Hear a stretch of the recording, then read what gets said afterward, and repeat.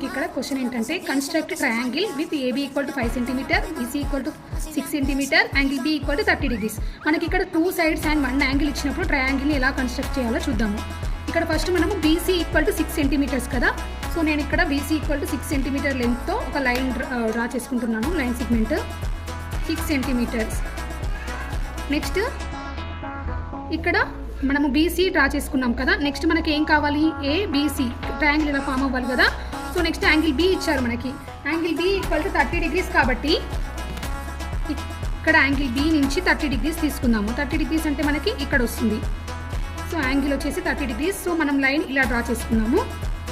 ఇక్కడ ఫస్ట్ మనము BC equal to 6 centimetres అనే లెంత్తో నేను బీసీ డ్రా చేసుకున్నాను. నెక్స్ట్ బి నుంచి యాంగిల్ పెట్టుకుందాము. యాంగిల్ బి 30 ఇచ్చాడు కాబట్టి 30 డిగ్రీస్తో యాంగిల్ డ్రా చేసుకున్నాము. ఇక్కడ ఇది వచ్చేసి ఈ పాయింట్ని నేను ఏ అనుకుంటున్నాను. నెక్స్ట్ మనకి ఏమన్నాడు, ఏబీ లెంత్ ఇచ్చాడు. ఏబీ లెంత్ ఎంత అన్నాడు, 5 సెంటీమీటర్స్ అన్నాడు కాబట్టి ఇక్కడ నేను ఏబీ లెంత్ ఎంత ఉందో ఒకసారి చెక్ చేసుకుంటున్నాను. 5 సెంటీమీటర్స్ ఉండాలి. సో ఇక్కడ నుంచి 5 సెంటీమీటర్స్ అంటే ఎగ్జాక్ట్గా సో ఇక్కడికి వస్తుంది, కొంచెం కిందికి వస్తుంది. ఇక్కడికి కరెక్టే ఉంది, మనకి సేమ్ లెంత్ వచ్చింది. ఇక్కడ నేను అప్రాక్సిమేట్గా పెట్టుకున్నాను, బట్ అది మనకి ఏబీ ఈక్వల్ టు 5 సెంటీమీటర్సే వచ్చింది.